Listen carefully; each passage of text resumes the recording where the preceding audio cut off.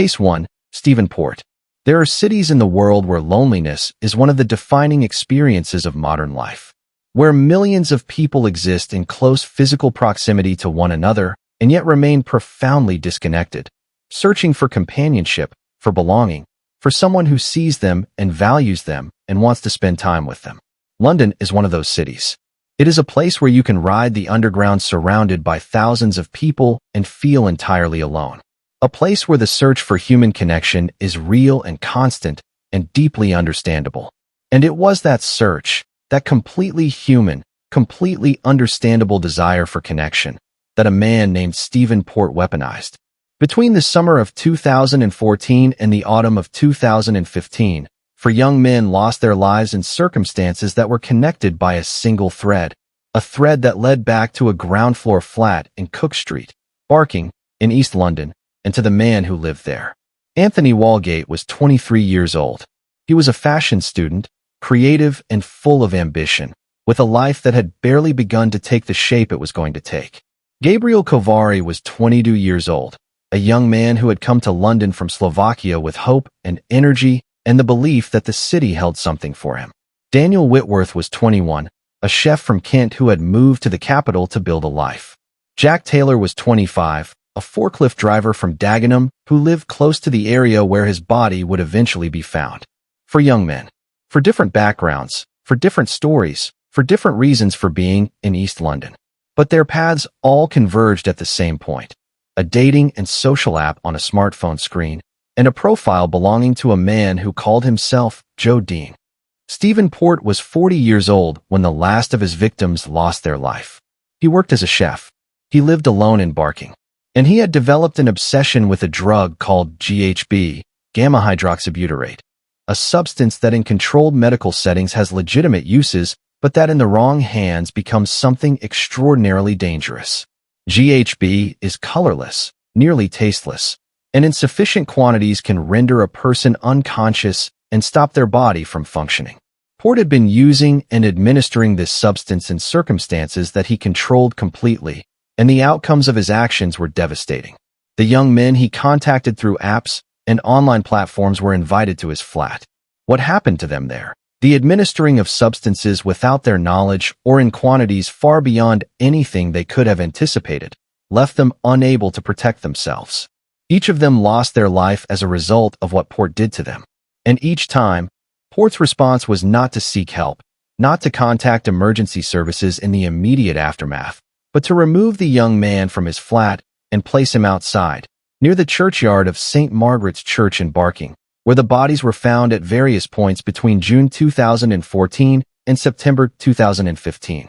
Anthony Walgate was found first, on the pavement outside the churchyard in June 2014. Then Gabriel Kovari, found in the churchyard itself in August 2014.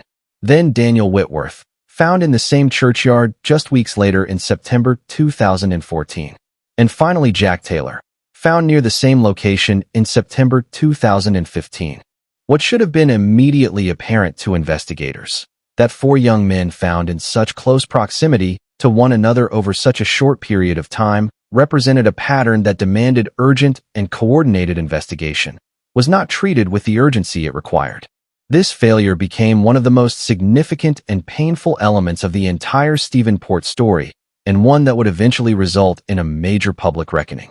The Metropolitan Police, and specifically the officers of the Barking and Dagenham Borough who handled the initial reports, repeatedly treated the deaths of these four young men as isolated incidents rather than as a connected series. Each death was recorded or initially investigated as a probable drug-related incident, accidental rather than criminal. The families of the victims were not given the full picture of what investigators did or did not know. Questions raised by family members, particularly by the family of Anthony Walgate, who from an early stage expressed serious concerns that they were not being heard, were not acted upon with the urgency they deserved. The families pushed. They asked questions. They made complaints. They engaged solicitors. They went to the media. And eventually, through a combination of their own persistence and investigative journalism that highlighted the pattern the police had failed to act on, the Metropolitan Police's Homicide and Major Crime Command took over the investigation.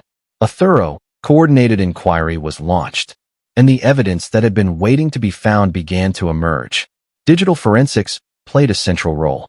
Port's communications across multiple platforms, the messages he sent to his victims, the accounts he operated, the digital trail he left, began to paint a picture of a predator who had been operating in plain sight, using the tools of modern social connection to identify, contact, and target young gay men who had no reason to suspect that the person they were arranging to meet posed any danger to them at all.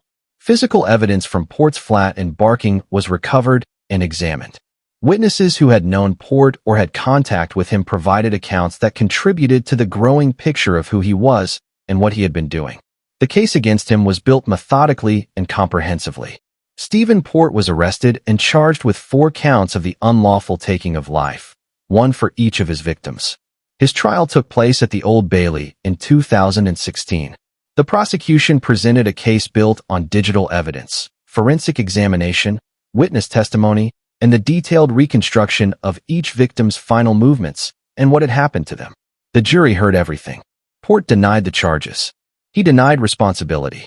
He presented an account of himself and of the events in question that the jury was asked to weigh against the totality of the evidence the prosecution had assembled. That weighing did not take long. The jury convicted Stephen Port on all 4 counts. In November 2016, Stephen Port was sentenced to a whole life order. He will never leave prison. The judge at the Old Bailey made clear that the nature, the number, and the premeditated character of Port's offenses placed him in the category of the most serious offenders, those for whom a minimum term is insufficient and for whom the only appropriate judicial response is permanent incarceration. But the story did not end with Port's conviction. The families of Anthony Walgate, Gabriel Kovari, Daniel Whitworth, and Jack Taylor had not only lost their loved ones, they had spent months, and in some cases years, fighting to be heard by the very institution whose job it was to protect people like their sons and brothers. The question of whether those young men might have survived, whether Jack Taylor, the last of the 4, would still be alive if the Metropolitan Police had identified the pattern earlier and acted on it, became a question that the justice system was forced to address. An inquest was held. The jury at the inquest, in a verdict delivered in December 2021, found that failures by the Metropolitan Police had contributed to the deaths of 3 of the 4 victims, Gabriel Kovari, Daniel Whitworth, and Jack Taylor. This was an extraordinary and devastating finding. It meant that the investigation which should have protected those young men had, through its failures, allowed a predator to continue operating. The Metropolitan Police was held to account. A criminal investigation was launched into the conduct of the officers involved in the initial handling of the case. Recommendations for reform of how the police handle cases involving LGBTQ victims were made and are ongoing. In 2021, the Independent Office for Police Conduct concluded its investigation and referred a number of officers to face misconduct proceedings.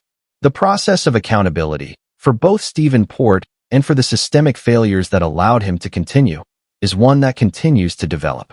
The names Anthony Walgate, Gabriel Kovari, Daniel Whitworth, and Jack Taylor deserve to be spoken with care and respect.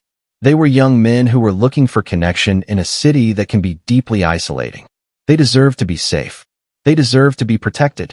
They deserve to have the people whose job it was to investigate their deaths treat those deaths with the seriousness they required from the very beginning. If you are a member of the LGBTQ community or someone who uses online platforms to meet people, the Gallup Helpline offers specialist support for LGBT people who have experienced hate crime, domestic abuse, or sexual violence. They can be reached through their website at gallup.org.uk. You are not alone, and support is available. Stephen Port will spend the rest of his life in prison at HMP Belmarsh. For young men will never have the chance to grow older, to build the lives they were in the process of building, to become everything they had the potential to become. Their families carry that loss every single day. And this documentary carries their names so that they are never forgotten. Please take a moment to like this video, leave a comment below, and subscribe to Cold Case Time if you have not already done so. These 4 young men deserve to be remembered. Your support helps make sure they are. Case 2. Jeremy Bamber. There are crimes that shock a nation. Events so extreme, so far outside the boundaries of what ordinary people can imagine, that they lodge themselves permanently in the collective memory. And then there are crimes that do something even more unsettling than that. There are crimes that force people to look at the concept of family, the idea of the people closest to you, the people who share your name and your history and your home, and confront the possibility that the most dangerous threat can come from inside that circle rather than from outside it. The events of the 7th of August, 1985, at White House Farm in Tolshunt, Darcy, Essex, are exactly that kind of crime. They are events that, more than 4 decades later, continue to be discussed, debated, and examined, not only because of what happened, but because of the man who was convicted of making it happen, and because of the questions that have swirled around that conviction ever since. White House Farm was a prosperous farmhouse in the rural Essex countryside. It was the family home of Neville and June Bamber, a well-regarded couple established in their community, with adopted children and a life that appeared, from the outside, to represent stability and comfort. Their adopted son, Jeremy Bamber, was 24 years old in the summer of 1985. Their adopted daughter was Sheila Caffel, a young woman in her late 20s who had experienced significant mental health difficulties and who had 2 young sons, 6-year-old twins named Daniel and Nicholas. On the morning of the 7th of August, 1985, Jeremy Bamber telephoned Essex police. He told the officer who answered that he had received a telephone call from his father, who had said that Sheila had gone berserk with a gun. Police attended White House Farm. What they found inside was the kind of scene that changes the lives of every officer who witnesses it. Neville Bamber had lost his life. June Bamber had lost her life. Sheila Caffel had lost her life. And in an upstairs bedroom, 6-year-old twins Daniel and Nicholas Caffel had also lost their lives. 5 members of the same family, gone in a single night. The scale of the tragedy was almost incomprehensible. The initial conclusion reached by Essex police was that Sheila Caffel, who was found near a rifle with what appeared to be a self-inflicted injury, had been responsible for the deaths of her parents and her own 2 sons before ending her own life. It was a devastating but apparently straightforward explanation. A young woman with a known history of mental health difficulties, in a moment of extreme crisis, had caused the deaths of everyone in the house. Jeremy Bamber appeared grief-stricken. He cooperated with police. He presented himself as a young man who had lost his entire family in a single night of incomprehensible tragedy. But within weeks, cracks began to appear in that explanation. It was Jeremy Bamber's girlfriend at the time, Julie Mugford, who would ultimately provide the information that changed everything. She told police that Bamber had, before the events of that night, spoken to her about wanting his family gone. She told them things that reframed the entire picture of what had happened at White House Farm. A second, more thorough investigation began. Physical evidence was re-examined.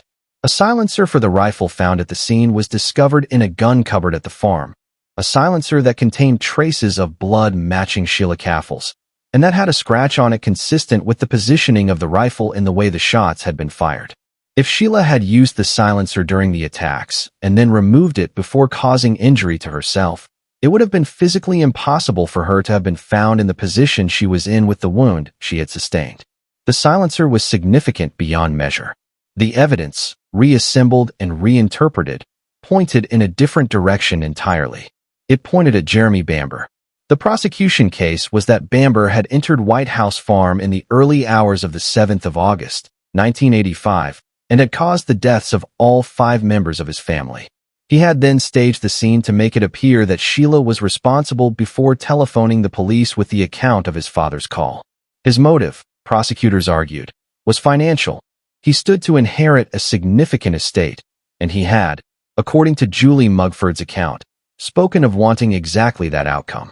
Jeremy Bamber was charged with 5 counts of unlawfully taking the lives of his family members. His trial at Chelmsford Crown Court in 1986 lasted several weeks. The jury deliberated for a significant period before returning verdicts of guilty on all 5 counts.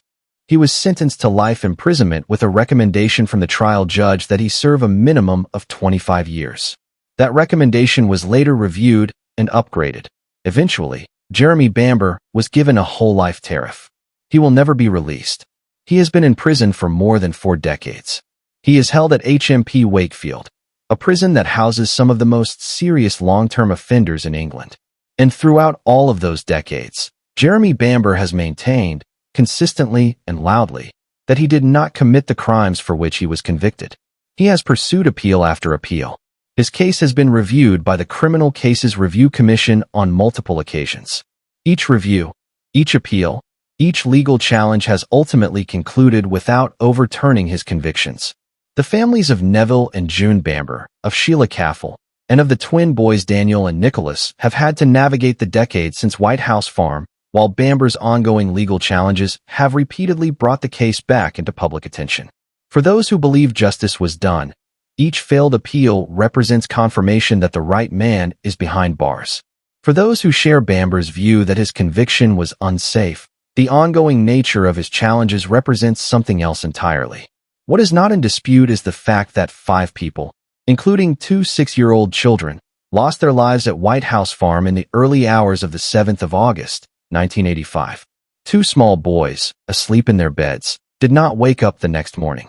Whatever the full truth of that night, the tragedy at the heart of it, the human reality of 5 people gone forever, does not change. The case of Jeremy Bamber remains one of the most debated in British criminal history. It raises questions about the reliability of physical evidence, about the role of witness testimony in shaping criminal investigations, about the way initial conclusions by police can become embedded in ways that are difficult to dislodge even when new information emerges. These are questions that the justice system continues to wrestle with in many contexts beyond this single case. The twins, Daniel and Nicholas, were 6 years old. They deserve to be remembered as real children, small, innocent, entirely without any connection to the adult conflicts and motivations that swirled around their family. Whatever else is debated about this case, that fact does not require any debate at all. Jeremy Bamber remains at HMP Wakefield under a whole life tariff. He will not leave prison. The law has spoken, repeatedly and consistently. And the memory of White House Farm and its 5 victims remains one of the most haunting in the history of British crime. Please like this video, leave your thoughts in the comments below, and make sure you are subscribed to Cold Case Time. Cases like this one remind us why these stories need to be told with care, with accuracy, and with respect for everyone whose life was touched by what happened. Thank you for watching. Case 3. Kenneth Erskine. South London. 1986. A year that, for most Londoners, was simply another chapter in the life of a city with its own rhythms, its own pressures, its own ordinary texture of daily existence. But in certain neighborhoods south of the Thames, particularly in the areas of Stockwell, Wandsworth, and the streets surrounding them, something was happening during the spring and summer months of that year that caused a specific and profound fear to settle over a specific and vulnerable part of the community. Elderly people were not safe in their own homes. That sentence, so simple and so terrible, captures the essence of what Kenneth Erskine represented to South London in 1986. He was not targeting banks or businesses or people connected to criminal networks. He was not operating in the world of gang conflict or organized crime. He was breaking into the homes of elderly men and women, people in their 70s, 80s, and beyond, living alone, vulnerable and largely defenseless, and he was ending their lives. The pattern emerged slowly, as patterns in serial cases often do. When the first victim was found, it was a tragedy. When the second was found, questions began to be asked. By the time the 3rd, 4th, and 5th victims had been identified, the Metropolitan Police and the communities of South London were confronting the reality of a predator who was selecting victims with a specific characteristic, age and vulnerability, and who was moving between different addresses and different areas in a way that made him difficult to predict or locate. Kenneth Erskine was 24 years old during the summer of 1986. He was a young man with a troubled background, a childhood marked by instability, time spent in care, and a history of petty criminal behavior that had not, until that year, escalated into anything approaching the level of harm he was now causing. He had been largely invisible to the systems that might have identified him as someone in need of serious intervention, and his ability to move through South London, accessing properties, entering homes, leaving without being detected, meant that for several months, the investigation struggled to close in on him. The victims of Kenneth Erskine were William Carman, 78, Eileen Emps, 78, Janet Cockett, 67, who was the chair of her local tenants association and a well-known figure in her community, Valentine Gleam, 84, Zbigniew Stabowa, 94, William Downs, 74, and Florence Tisdall, 80. 7 individuals. 7 people who had lived long lives, who had histories and relationships and communities that valued them, who deserved to spend their final years in safety and peace. 7 people who were denied that by the actions of one young man. The investigation intensified through the summer of 1986 as the pattern became undeniable. Detective work focused on the connecting characteristics of the incidents, the method of entry, the nature of the attacks, the geographic spread across South London. A description of a suspect began to take shape. Kenneth Erskine was identified and arrested in July 1986 after he was recognized while attempting to cash a stolen check. The arrest, when it came, was not the result of a dramatic chase or a dramatic breakthrough in forensic evidence. It was the result of ordinary police work, the kind of careful, methodical identification process that eventually brings even the most difficult cases to resolution.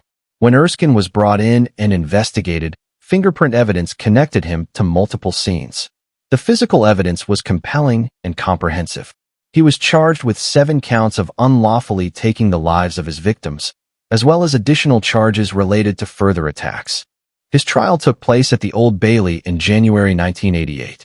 The jury heard the full case, the evidence connecting Erskine to each individual incident, the pattern of his movements across South London, and the fingerprint evidence that placed him at multiple scenes. He was convicted on all 7 counts of unlawfully taking life. The judge's sentencing remarks reflected the gravity of what Erskine had done in terms that were clear and unambiguous. 7 elderly people, taken from their homes and their communities by a young man who had targeted them precisely because of their vulnerability. The recommended minimum term set by the judge was 40 years, at the time, the longest minimum term recommendation ever made in a British court. The sentence signaled the view of the justice system that these crimes, against these victims, warranted the most serious response the law could provide. Kenneth Erskine, however, did not serve his sentence in a conventional prison environment for the full duration. He was assessed by psychiatrists both before and after his trial, and significant questions emerged about his mental state. He was eventually transferred to Broadmoor Hospital, a high-security psychiatric hospital, under the provisions of the Mental Health Act. He has remained in a secure environment ever since.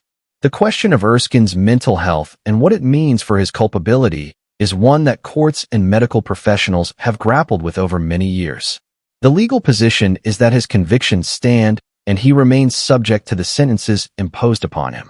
The medical position is that his mental health requires management in a secure clinical environment.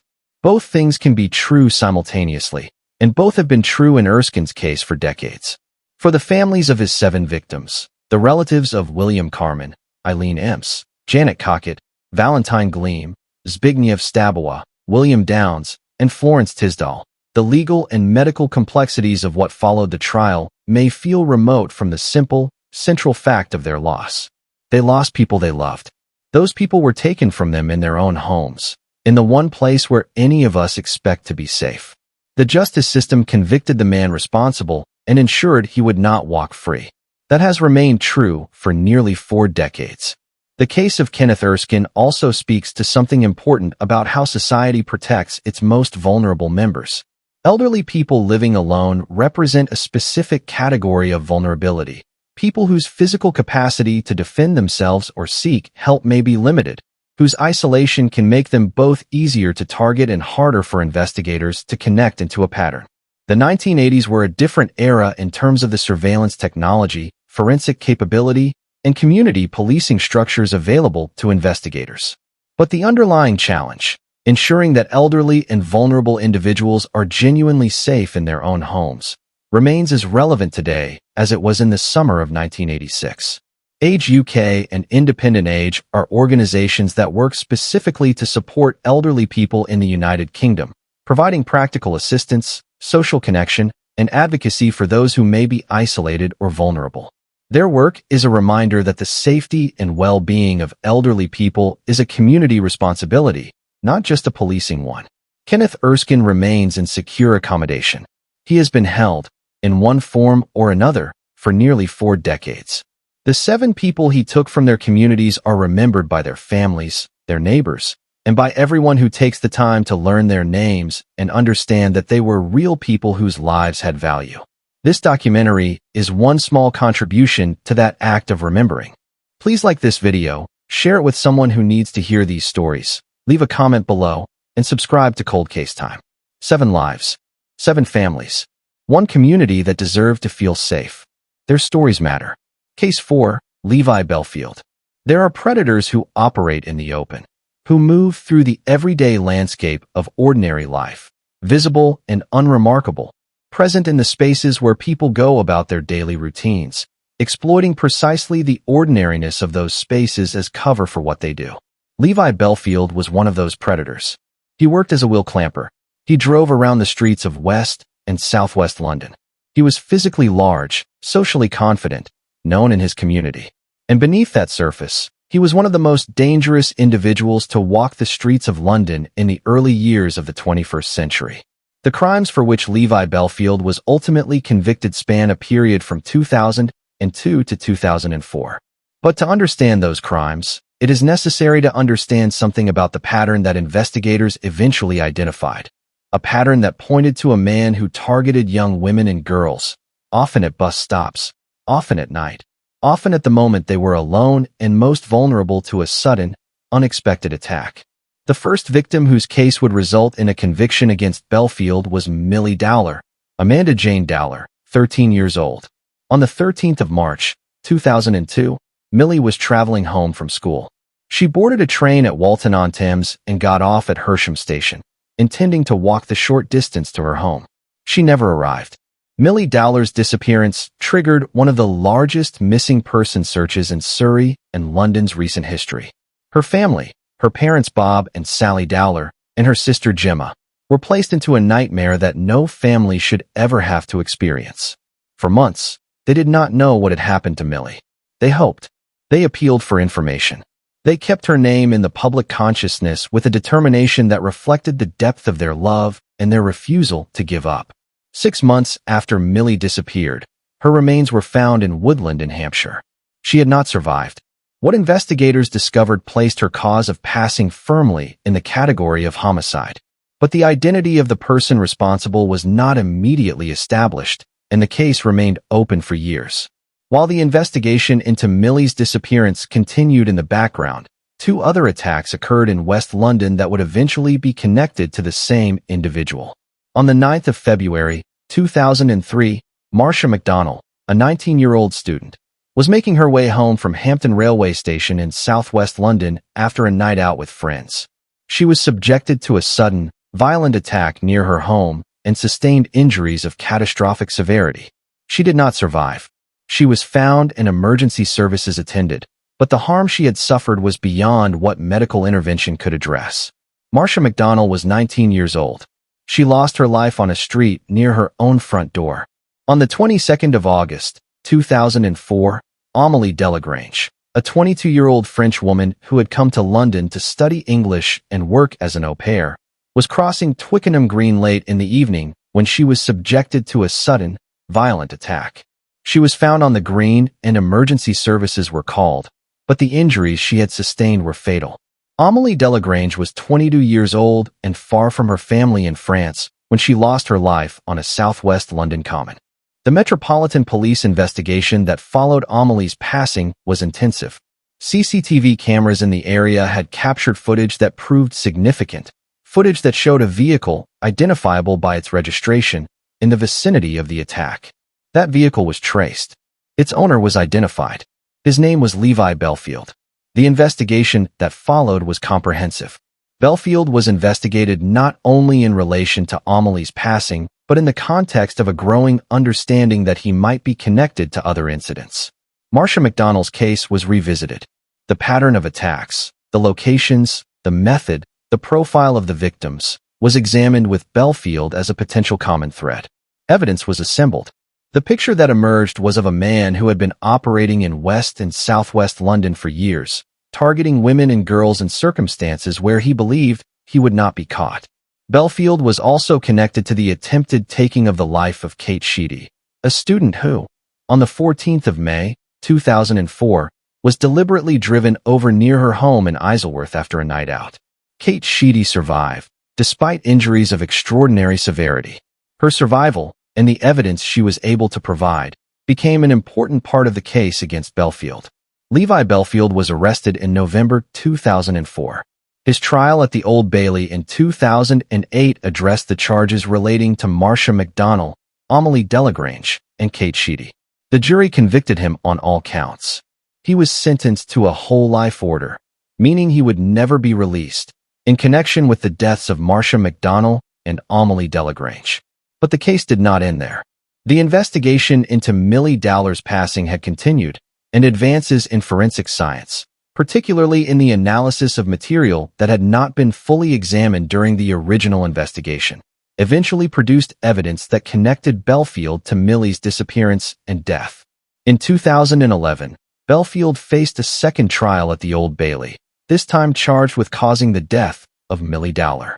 The trial was deeply distressing for Millie's family, who had waited 9 years for answers and were then required to sit through legal proceedings that subjected Millie's life and character to the kind of scrutiny that defense teams sometimes employ in an attempt to introduce reasonable doubt. Bob and Sally Dowler demonstrated extraordinary composure and dignity throughout those proceedings. The jury convicted Levi Bellfield of causing the death of Millie Dowler. He was sentenced to a second whole life order, making him, at that point, the first prisoner in British legal history to receive 2 separate whole life orders. He will never leave prison. There is no mechanism, no appeal, no legal pathway that will result in Levi Bellfield being a free man again. He has, since his conviction, claimed to have information about other unsolved cases, information he has offered to share in exchange for various considerations. Those claims have been treated with appropriate skepticism by law enforcement and by the families of victims. The manipulation of the justice system and of victims' families is something that investigators are well practiced in recognizing and resisting. For Millie Dowler's family, for the family of Marcia McDonnell, for Amelie Delagrange's family in France, and for Kate Sheedy, whose survival was a miracle and whose evidence was instrumental, the journey through the justice system spanned years and required enormous personal cost. Sally and Bob Dowler became advocates for press regulation reform after it emerged that a tabloid newspaper had accessed Millie's voicemail during the period of her disappearance, an intrusion that had given the family false hope that Millie was alive when she was not. Their advocacy, born from unimaginable pain, led to significant reforms in how the British press operates. Millie Dowler was 13 years old. Marcia McDonnell was 19. Amelie Delagrange was 22. They were each at a different stage of life, each with everything still ahead of them. They each deserved to be safe on the streets of their city.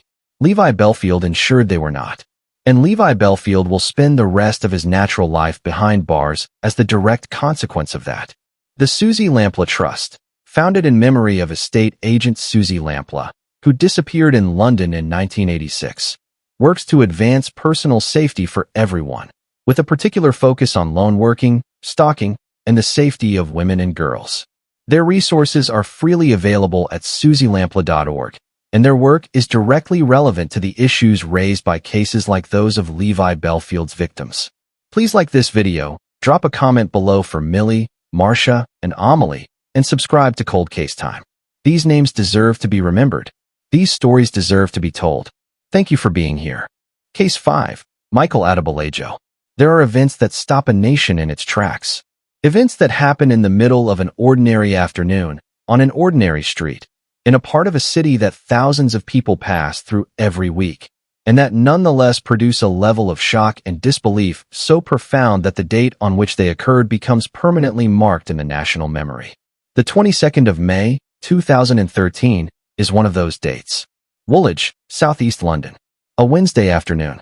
Artillery Place, the road that runs near the Royal Artillery Barracks, a military installation with a long and significant history, situated in a residential part of southeast London, where service personnel and civilians live and work alongside one another with no particular sense that the proximity of a military base to an ordinary street creates any specific danger. Fusilier Lee Rigby was 25 years old. He was a soldier in the 2nd Battalion of the Royal Regiment of Fusiliers, a young man who had served his country, who who had completed a tour of duty in Afghanistan, who was a father to a small son named Jack. On the afternoon of the 22nd of May, 2013, he was off duty, walking along Wellington Street in Woolwich, wearing a Help for Heroes charity hooded top. Michael Adebolajo and his accomplice Michael Adebowale had been waiting. They were driving a blue Vauxhall Tigra. When they saw Lee Rigby on the street, they deliberately drove the car at him, striking him and causing serious injuries. They then got out of the car and subjected the already critically injured soldier to a sustained attack with bladed weapons, a knife, and a meat cleaver. Lee Rigby lost his life on a public street in Woolwich in the middle of the afternoon. The attack happened in full view of members of the public who were passing by. People witnessed what was happening and called emergency services. In the extraordinary and terrifying minutes between the attack and the arrival of police, both Adebolajo and Adebowale remained at the scene. Adebolajo approached members of the public with bloodied hands and gave a statement directly to a camera held by a bystander. A statement in which he articulated his motivation in explicit terms. He cited the presence of British troops in Muslim countries as his justification. He was not attempting to conceal what he had done or why.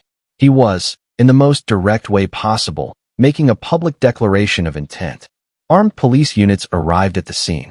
Both Adebolajo and Adebowale were confronted and, when they advanced toward officers with weapons, were shot and wounded. They were detained, given medical treatment, and taken into custody. The investigation that followed confirmed what had already been apparent from the scene itself. This was a terrorist attack, a premeditated act of political and religious violence carried out on a public street against a member of the British Armed Forces.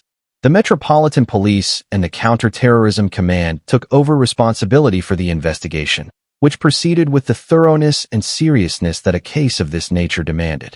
Michael Adebolajo had a history known to security services. He had been monitored by MI5 on previous occasions, a fact that became a significant focus of public inquiry in the months following the attack.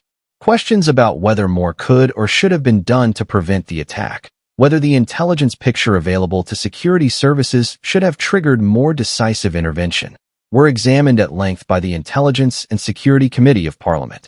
The trial of Michael Adebolajo and Michael Adebowale took place at the Old Bailey. Both men were charged with causing the death of Lee Rigby and with other related offenses. Both were represented by legal counsel, and the proceedings were conducted with the full procedural rigor of the British legal system. The evidence was overwhelming, not least because video footage of the attack and of Adebolajo's statements at the scene had been widely circulated and was available in its entirety to the court. Adebolajo and Adebowale were convicted in December 2013. In February 2014, Michael Adebolajo was sentenced to a whole life order. The judge at the Old Bailey, Mr. Justice Sweeney, stated clearly that this was a case of the utmost gravity, a soldier deliberately targeted and killed in a terrorist attack on the streets of the capital. The whole life order meant that Adebolajo would never be released. The sentence was appealed.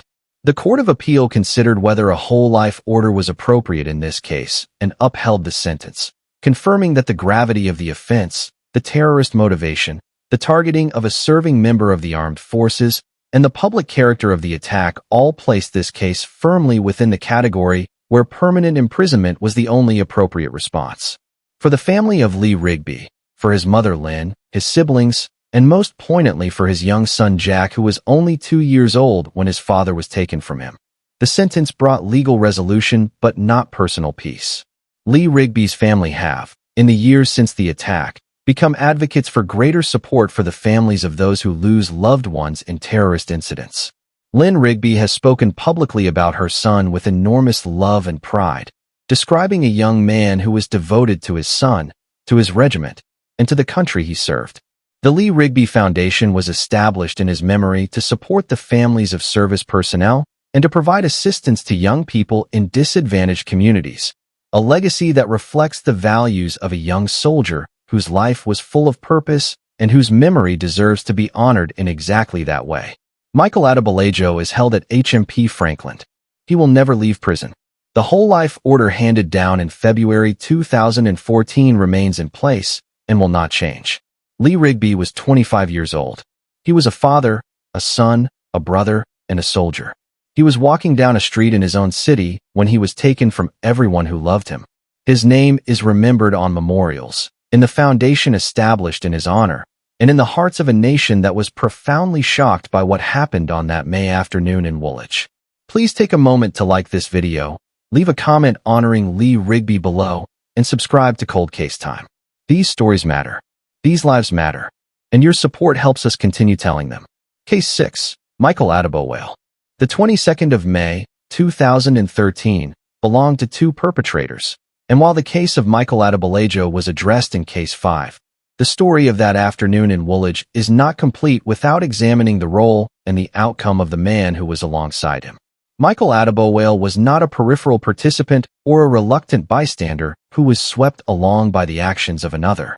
He was a willing and active partner in a premeditated act of political violence that took the life of Fusilier Lee Rigby and traumatized a community, a nation, and a military family that would spend the rest of their lives without a husband, a father, a son, and a brother. Michael Adebowale was 22 years old on the day of the attack. Like Adebolajo, he had come to a place of radicalized, extremist thinking through a process that investigators and security analysts examined in detail in the months and years following the attack. His radicalization had occurred over a period of years, influenced by extremist content, by the networks that produce and distribute that content, and by the personal relationships he had developed with others who shared, encouraged, and deepened that worldview. The nature of his role in the attack on Lee Rigby was active and committed. He was in the vehicle. He participated in what followed after the car struck Lee Rigby. He was present throughout and engaged throughout. The attack was not something that happened around him. It was something he was a full participant in from beginning to end. Like Adebolajo, he remained at the scene until armed police arrived. Like Adebolajo, he was shot when he advanced toward officers and was wounded. Like Adebolajo, he received medical treatment and was taken into custody. The investigation and the trial that followed addressed Adebowale's role fully and in detail. The prosecution case established his active participation in every stage of the attack, from the deliberate use of the vehicle to what followed. The jury convicted Michael Adebowale of causing the death of Lee Rigby in December 2013. At sentencing in February 2014, the judge addressed the specific circumstances of Adebowale's case alongside those of his co-convicted. While both men had committed the same fundamental offense as part of the same act, the court drew a distinction in the sentences it imposed, a distinction based on the relative roles each man played, the specific evidence relating to each, and the broader context of their individual histories and culpability. Michael Adebowale was sentenced to life imprisonment with a minimum term of 45 years. 45 years. This is not a sentence that admits of any realistic prospect of freedom during the normal span of a human life. By the time 45 years have been served, Adebowale will be well into his 60s, and that assumes he reaches the minimum term at all. Even at that point, release would not be automatic. The parole board would need to be satisfied that he no longer represented a risk. The nature of his offense, a politically and ideologically motivated act of violence that he showed no hesitation in committing, makes that assessment a deeply serious one. Adebowale was sent to Broadmoor Hospital rather than a conventional prison, following psychiatric assessment that identified mental health needs requiring treatment in a secure clinical environment. He remains subject to his sentence regardless of the setting in which it is served. His presence at Broadmoor reflects the complex intersection of criminal responsibility and mental health that arises in some cases of serious offending, but it does not alter the legal position. He is a convicted person serving a life sentence with a minimum term of 45 years. For the family of Lee Rigby, the conviction and sentencing of both Michael Adebolajo and Michael Adebowale represented the law's full response to what was done on the 22nd of May, 2013. Two whole or effectively permanent sentences, one a whole life order, one a minimum of 45 years, for an act that took one young man's life and changed countless others. The broader lesson of the Woolwich attack, the one that security services, counterterrorism professionals, and those who work on deradicalization programs have been grappling with ever since, is about the process by which ordinary young men become capable of acts of extreme violence in the name of an ideology. That process does not happen overnight. It happens gradually, through exposure to material, through relationships with radicalizing influences, through a journey that in theory can be interrupted at multiple points if the right interventions are in place. The PREVENT program, the United Kingdom's official counter-radicalization strategy, was reviewed and strengthened in the aftermath of the Woolwich attack and numerous other incidents. Its goal is to identify individuals at risk of radicalization and provide them with support and intervention before they reach the point of no return. Whether PREVENT and programs like it are sufficient to address the scale and complexity of the challenge is a debate that continues. What is not in debate is the importance of the goal, preventing young people from being radicalized to the point where they become capable of what Michael Adebowale and Michael Adebolajo did in Woolwich. Lee Rigby's son Jack was 2 years old when his father lost his life. He is growing up without a father because of a decision made by two men on an ordinary Wednesday afternoon in southeast London. That reality, the reality of a child growing up fatherless because of political violence, is the human cost that sits at the center of all the legal proceedings and security debates and policy discussions. Lee Rigby, remembered, honored, not forgotten. If this case has prompted thoughts about how radicalization happens and how it can be prevented, the charity Moonshot CV works specifically on counter-extremism and prevention programs, and their resources are publicly available. Knowledge is one of the most powerful tools in preventing extremism from taking root. Please like this video, leave your thoughts in the comments, and subscribe to Cold Case Time. Thank you for watching and for caring about the stories we tell here. Case 7. Hashem Abedi. On the 22nd of May, 2017, exactly 4 years to the day after the attack on Lee Rigby in Woolwich, the United Kingdom experienced another act of extremist violence. This time, the location was not a street in southeast London but the Manchester Arena, one of the largest indoor entertainment venues in Europe, situated in the heart of a city that was, on that evening, filled with young people and their families attending a concert by the American pop artist Ariana Grande. The audience was young. Many of those attending were children and teenagers, young girls, some as young as 8 years old, who had been brought to the concert by their parents as a treat. The Manchester Arena on the evening of the 22nd of May, 2017, was full of joy, of excitement, of the particular energy that live music generates in a crowd of people who have been anticipating the event for weeks. At 23:15, as concert-goers were beginning to leave through the foyer of the arena, a device was detonated. The explosion caused destruction and harm on a scale that the emergency services who responded described as unlike anything they had ever encountered. 22 people lost their lives. Hundreds more were injured, some with life-altering consequences. The dead included children. The youngest was 8-year-old Safi Rose Rousas. The oldest was 51. 22 lives ended at a pop concert. The immediate investigation identified Salman Abedi as the individual who had detonated the device. Salman Abedi did not survive the explosion, but the investigation quickly established that the attack was not the work of one individual acting alone. Behind Salman Abedi was a network, a web of planning, logistics, procurement, and support that had made the attack possible. And at the heart of that network, playing a central and critical role, was his younger brother. Hashem Abedi was 20 years old at the time of the Manchester Arena attack. He was in Libya when the explosion occurred, having traveled there in the period leading up to the attack. His absence from the scene on the night itself did not diminish his role in what happened. What the investigation established, through extensive forensic work, digital evidence, financial records, and international intelligence cooperation, was that Hashem Abedi had been deeply involved in the planning and preparation for the attack. He had helped acquire components. He had been involved in the logistical planning. He had communicated with his brother in ways that demonstrated his knowledge of and participation in the conspiracy. He was not an innocent family member who happened to be related to a terrorist. He was a co-conspirator. The investigation into Hashem Abedi was conducted by counter-terrorism policing and the Crown Prosecution Service, with significant international cooperation, particularly with Libyan authorities and Interpol, to build a case that could withstand the rigor of a British criminal trial even though the central accused had been abroad during the attack itself.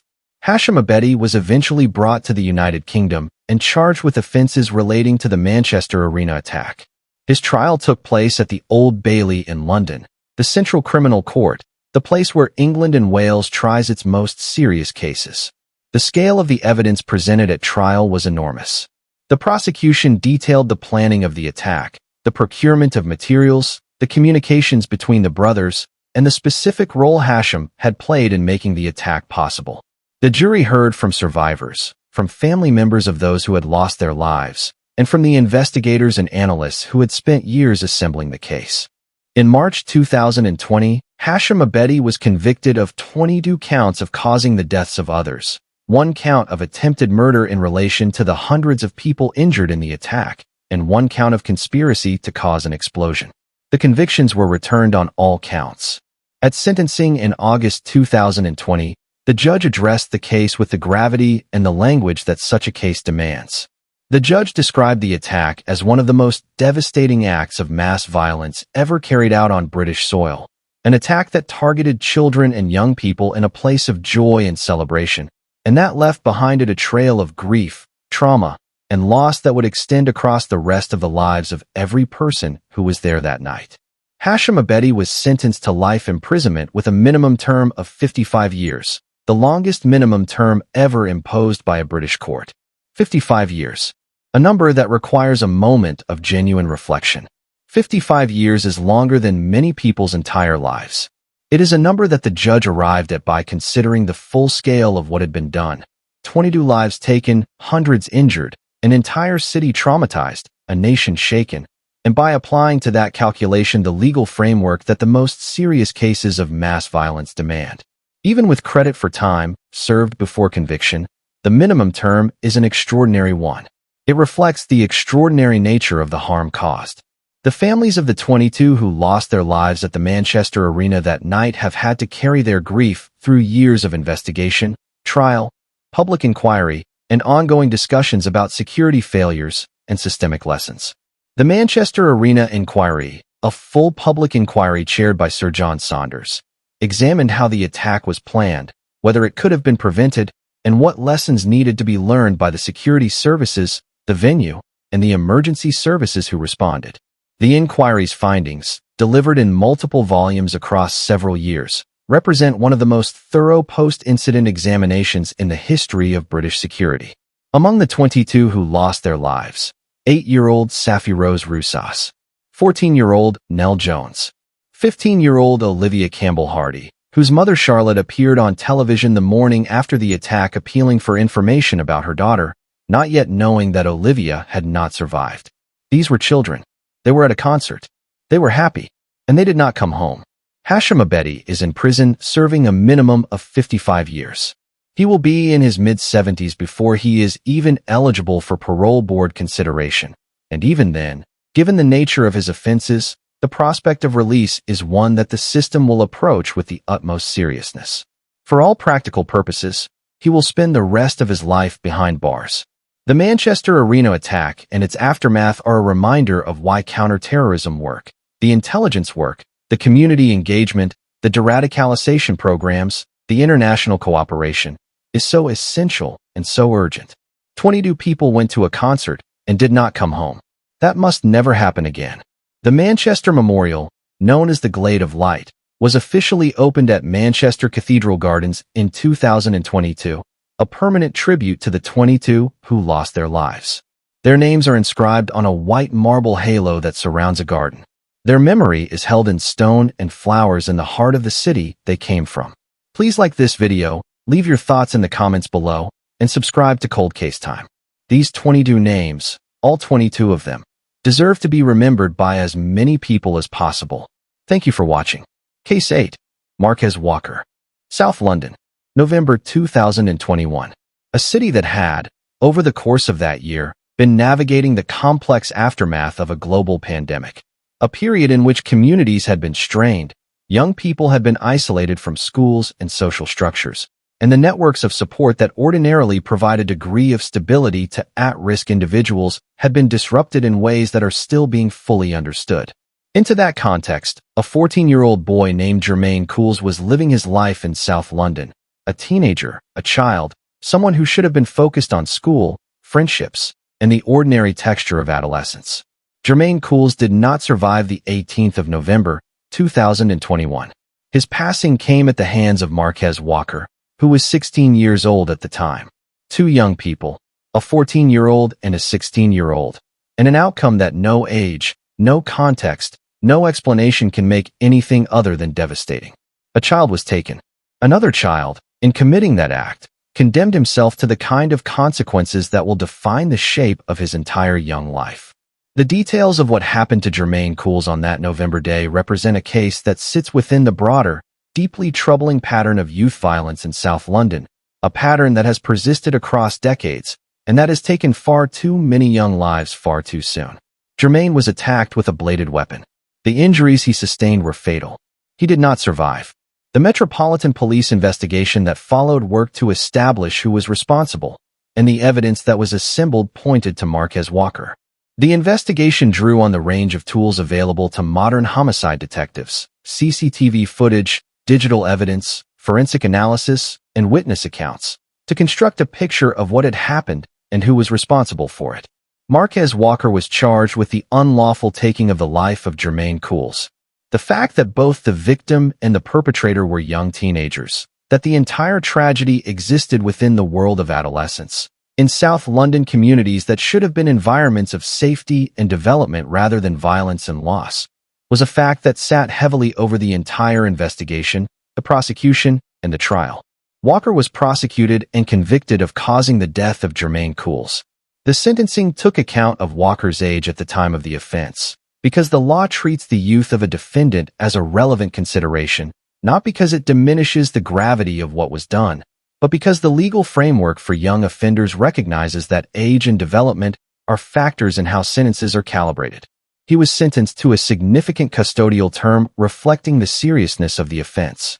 For the family of Jermaine Cools, his mother, his siblings, the people who knew and loved him, the loss of a 14-year-old boy to violence is an experience that no sentence, no conviction, no legal outcome can adequately address. Jermaine was 14. He was a child. He had a whole life ahead of him that was taken in a moment of violence on a November afternoon in South London. The case raises again, as so many of the cases in this documentary do, the question of what it will take to genuinely reduce the levels of violence among young people in London's most affected communities. The answer is not simple, and it is not one-dimensional. It involves policing, yes. It involves prosecution and accountability, yes. But it also involves investment in young people, in their schools, their mental health support, their youth clubs and community spaces, their access to mentors and role models and routes to futures that feel genuinely possible rather than theoretical. Every young person who loses their life to violence in South London represents a failure, not just a criminal failure, but a systemic failure, a collective failure to provide an environment in which that young person's life had a different outcome. Jermaine Cools was 14 years old. He deserved better. His community deserved better. And the young people who are alive today in South London, navigating the same pressures and the same risks that surrounded Jermaine, deserve better right now. The NSPCC's helpline, available at 0800-111-3333, provides support for children at risk and for adults who are concerned about a child's welfare. If you know a young person who is in a dangerous situation, please do not hesitate to reach out. Early intervention can save lives. It saved no lives in this case, but it can still save lives in the cases that have not yet happened. Jermaine Cools was 14 years old. His name deserves to be spoken with care. His story deserves to be told with honesty. And the community of South London that lost him deserves the sustained, serious commitment to youth safety that his passing, and so many others like it, should demand of all of us. Please like this video, leave a comment for Jermaine and his family below, and subscribe to Cold Case Time. These young lives matter. These stories matter. Thank you for watching. Case 9, Daniel Grogan. South London, December 2018. The lead up to Christmas, a time of year when the city is lit up and busy, when people are moving between parties and family gatherings and all of the ordinary social activity that marks the final weeks of a calendar year. A time when the last thing any family expects is the kind of call that changes everything, that divides life into a before and an after, that sends a shock through an entire network of people that does not fade with the seasons. Sewell was 18 years old.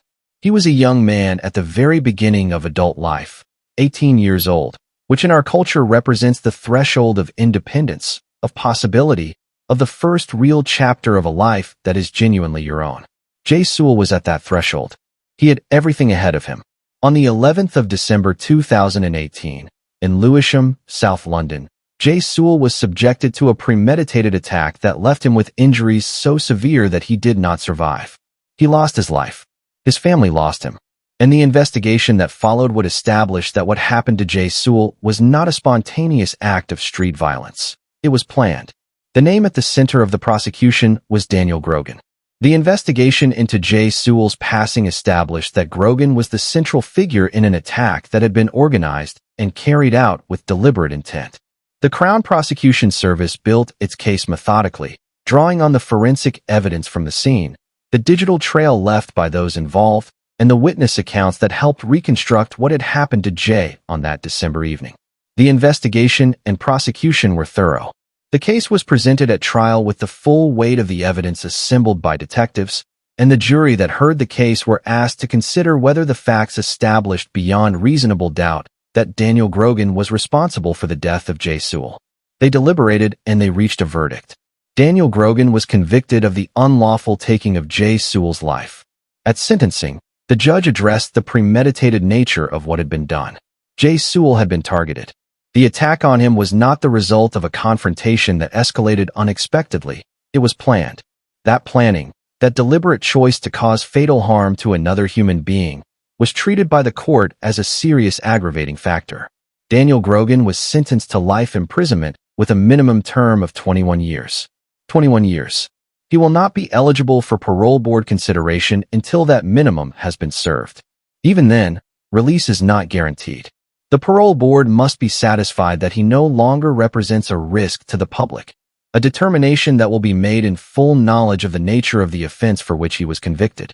For Jay Sewell's family, for his mother, his father, his siblings, the friends who knew him at 18 and expected to know him for decades more, the verdict and the sentence represent the justice system doing what it is designed to do. It does not give back what was taken. It does not restore the future that was stolen from Jay or from the people who loved him, but it ensures accountability. It ensures that the person responsible has been identified, prosecuted, and held to the full standard of the law. The case of Jay Sewell and Daniel Grogan is, in many of its dimensions, a story that repeats itself with tragic regularity across the boroughs of South London. A story of a young life ended by violence, of a family irreparably changed, of a community that absorbs another loss and continues to function and grieve simultaneously. That repetition does not make any individual case less significant. Jay Sewell was not a statistic. He was a person, 18 years old, with a name and a family and a future that was taken from him on a December evening in Lewisham. The work of preventing the next Jay Sewell, of reaching the next Daniel Grogan before he makes a choice that costs someone else their life and costs him his own freedom, is work that continues every day in South London. The Lewisham Borough, like other South London boroughs, has community organizations, youth workers, and violence reduction initiatives working at the grassroots level to provide young people with the support and the alternatives that make different choices possible. St. Giles Trust, a charity working across London and beyond, provides support to people who are involved in the criminal justice system, including young people at risk of offending or reoffending, helping them find routes to employment, stability, and futures that do not involve violence. Their work is evidence-based, community-rooted, and genuinely impactful. Jay Sewell deserved to turn 19. He deserved the chance to figure out who he was going to be. He deserved the ordinary milestones of a life lived fully. He did not get them, but his name will be remembered here, on this channel, and by everyone who watches this documentary and takes a moment to hold it in their mind and understand what was lost. Please like this video, leave a comment below, and subscribe to Cold Case Time. Every story we tell here is a real person. Every name matters. Thank you for watching and for caring. Case 10. The Shakilus Townsend Case. Danny McLean and Samantha Joseph. We have reached the final case in this documentary. And in some ways, it is the one that carries the most layers, because it involves not just the terrible loss of a young life, but a form of betrayal that makes the circumstances of that loss uniquely painful to understand and to process. It involves a 16-year-old boy who was lured to his own death by someone he trusted. It involves a conspiracy that included multiple young people, some of them barely out of childhood themselves. And it involves a community in South London that has never fully recovered from what happened on a July afternoon in 2008. Shakilus Townsend was 16 years old. He was known to his family and friends as Shakilus, a young man from Deptford in southeast London, with a personality that those who knew him describe with warmth and affection. 16 years old, full of the energy and the social instincts of adolescence, navigating the world as young people do, through friendships, through relationships, through the connections that form the fabric of teenage life. One of those connections was with a 15-year-old girl named Samantha Joseph. Shakilus believed this was a romantic relationship. He trusted her. He had every reason to believe, in the way that 16-year-olds do, in the uncomplicated, open-hearted way that belongs to youth, that she cared about him. She did not. Samantha Joseph was in a relationship with Danny McLean, a young man who was a member of a gang known as Shine My Nine, operating in the Thornton Heath area of South London, and who was engaged in an ongoing conflict with a rival group. McLean had identified Shakilus Townsend as a target, as someone connected, however loosely, to those rivals. And he had a plan that involved using Samantha Joseph as the mechanism by which Shakilus would be brought to a location where McLean and his associates would be waiting. On the 3rd of July, 2008, Samantha Joseph contacted Shakilus and arranged to meet him in Castlevine Road, a quiet residential cul-de-sac in Thornton Heath. Shakilus arrived. He was expecting a private meeting with a girl he trusted. What was waiting for him instead was Danny McLean and a group of associates armed with weapons. Shakilus Townsend was attacked by the group. He was subjected to multiple stab wounds. The attack was sustained and severe. He was found at the scene and emergency services responded. Despite the best efforts of medical staff, Shakilus did not survive his injuries. He was 16 years old. The investigation that followed was led by the Metropolitan Police's Trident Gang Crime Command, the specialist unit dedicated to serious gang-related violence. The facts of what had happened were not difficult to reconstruct. CCTV footage, phone records, and witness accounts provided a clear picture of the sequence of events and of who had been involved. The particular nature of the trap that had been set, the use of a romantic relationship as the mechanism for luring Shakilus to his death, meant that the investigation extended beyond the physical perpetrators of the attack to include Samantha Joseph herself. Danny McLean, Samantha Joseph, and 4 other members of the group involved in the attack were charged with causing the death of Shakilus Townsend. They were prosecuted at the Old Bailey in 2009. The trial attracted enormous public attention. The particulars of the case, a teenage girl luring a teenage boy to his death as part of a gang conspiracy involving her older boyfriend, shocked the public in ways that went beyond the already serious matter of a young life taken. It raised profound questions about the depths to which gang culture can reach, the way young women can become involved in gang violence not as victims, but as active participants, and the responsibility of everyone within those networks for the outcomes those networks produce. The jury convicted Danny McLean, Samantha Joseph, and 4 other members of the group on charges related to the death of Shakilus Townsend.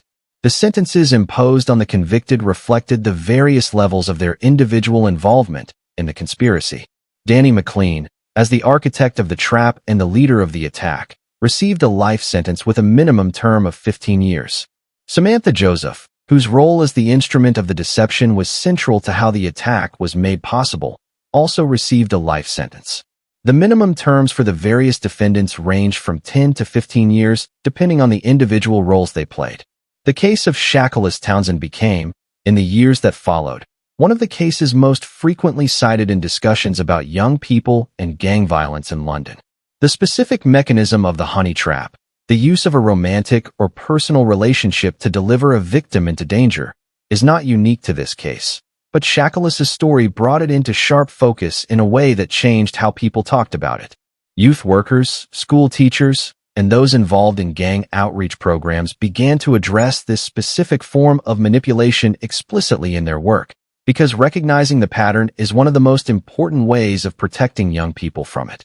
The family of Shakilus Townsend, his mother Nicola, who had to hear in a courtroom the full details of how her son was lured to his death by someone he trusted, have shown extraordinary resilience and dignity in the years since his passing.